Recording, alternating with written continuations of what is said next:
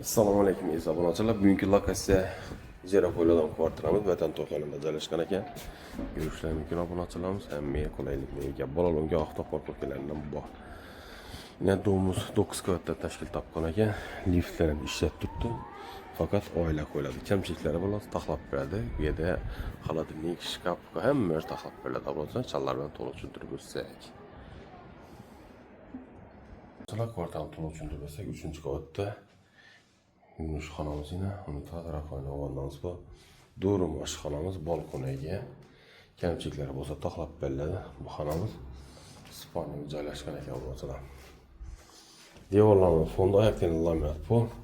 Berimizning obunachilarimiz mehmonxonamiz bu 6 ga 3 razmerda tushgan ekan.